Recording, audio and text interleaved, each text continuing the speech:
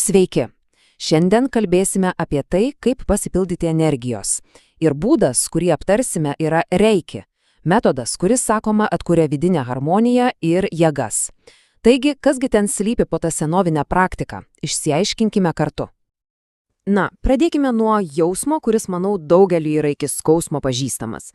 Žinote, tas jausmas, kai esi visiškai įsikęs, kai kasdienė rutina tiesiog išsunkia. Stresas, nuovargis, pasimetimas. Pasirodo, būtent šis jausmas dažnai ir tampa tuo pirmų žingsnių link pokyčių. Gerai, o štai ką mes šiandien aptarėme.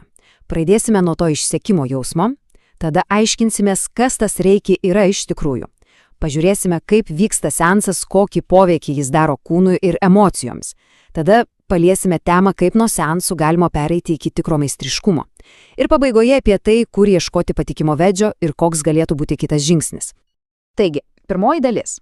Jausmas, kad esi išsekęs ir pasimetęs. Iš tiesų, svarbu suprasti, kad tai nėra kažkoks silpnumo ženklas. Atvirkščiai, tai yra vidinis signalas sakantis, kad laikas kažką keisti. Laikas ieškoti prarastos pusiausvyros. Gerai, bet koksgi tas atsakymas galėtų būti? Ir čia labai įdomus momentas. O kas, jeigu sprendimas šiuolaikiniam stresui glūdi senovės išmintyje? Būtent apie tai ir yra antroji dalis. Kasgi yra tas reiki? Pats žodis reiki yra sudarytas iš dviejų japoniškų hierografių. Pirmasis rei reiškia kažką dvasiško, universalaus, o ki yra ta pati gyvybinė energija, apie kurią kalba daugelis rytų filosofijų. Taigi sujungus gauname universalę arba dvasinę gyvybės jėgą. Paprasta tiesa? Bet kas tai per metodas praktiškai? Iš esmės tai yra senovinė iš Japonijos kilusi energetinio harmonizavimo sistema. Pagrindinė mintis padėti subalansuoti vidinės kūno energijas. O kai energijos subalansuotos, organizmas pats pradeda geriau veikti. Stiprėja jo natūralūs savireguliacijos mechanizmai, imunitetas ir žinoma, tai veda prie didesnės emocinės pusiausvyros ir vidinės ramybės. Gerai, teorija skamba įdomiai, bet kaip tai atrodo realybėje? Kaip vyksta tas seansas? Trečiojoje dalyje mes būtent tai ir padarysime. Pabandysime demistifikuoti šią patirtį. Ir galiu pasakyti, kad daug ką nustebina, koks viskas yra paprasta ir malonu. Įsivaizduokime. Viskas vyksta labai ramiai. Pirmiausia, tiesiog patogiai atsisėdama arba atsigulama. Ir svarbu, su visais drabužiais nereikia nieko nusirengti. Tada meistras švelniai uždeda savo rankas ant tam tikrų kūno vietų arba laiko jas tiesiog virš kūno. Jaučiamas švelnos energijos srautas. Būtent per šį procesą, sakoma, yra paleidžiamas stresas, gili fizinė įtampa ir pamažu atsistato vidinė harmonija. O štai dabar tikrai neįtikėtinas faktas. Pasirodo, šiai energijai atstumas nėra kliūtis. Pažengę reiki meistrai gali atlikti lygiai tokį patį efektyvų seansą, net ir per atstumą. Skamba neįtikėtinai, ar ne?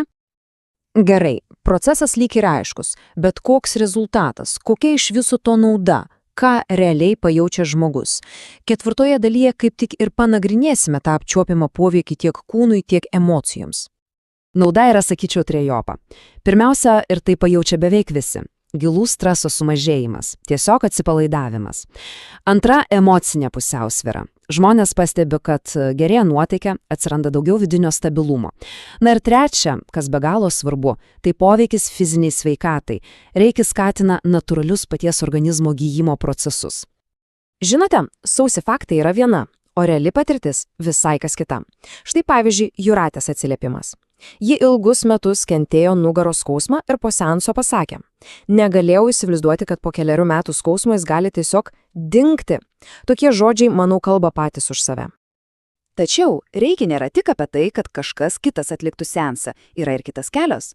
Penktoji dalis atveria duris į savęs įgalinimą. Pasirodo, šios energijos galima išmokti valdyti pačiam. Ir čia slypi pati esmė. Tai yra filosofija, kuri sako, paimk sveikatą ir sėkmę į savo rankas. Žmogui suteikiami įrankiai, kuriais jis pats gali savo padėti. Pats mokymosi kelias yra labai aiškiai struktūruotas, suskirstytas į lygius.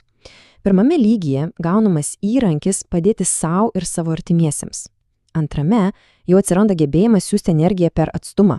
Aukštesni lygiai veda prie dar gilesnio ryšio su universalia energija ir galiausiai ketvirtasis lygis – tai meistro mokytojo kvalifikacija, leidžianti mokyti ir kitus. Be abejo, Bet kurioje kelionėje, ypač tokioje, yra be galų svarbus geras, patyręs vedlys. Taigi, paskutinėje, 6 dalyje ir pakalbėkime apie tai, kaip tokį mokytoją rasti ir koks galėtų būti tas kitas žingsnis, jei sudomina. Šioje srityje patirtis yra, tiesiog viskas. Įsivaizduokite, 25 metai tai yra ne šiaip skaičius, tai 1/4 amžiaus praktikos. Tai yra laiko patikrintas pamatas, kuris be abejo suteikia ir pasitikėjimą ir garantuoja gilias žinias. O jeigu kilo noras patiems patirti šį metodą, labai svarbu pasirinkti patyrusį vedlį. Galime apsilankyti energetiniai ar karminiai diagnostikai, išbandyti reiki seansą, sudalyvauti meditacijoje ar net reiki ir meditacijos mokymuose. Šias konsultacijas teikia karmos meistras ir reiki mokytojas Virginijus Mockus, kurio, kaip jau minėjome, 25 metų patirtis yra geriausias kokybės ženklas. Ir pabaigai, tiems, kurie nori sužinoti daugiau, pasisemti gerų idėjų ir patarimų, verta apsilankyti svetainėse reikimokymai.lt ir motivatorius.lt. Tikimės, kad tai taps puikia pradžia kelionėje į ramesnę ir harmoningesnę kasdienybę.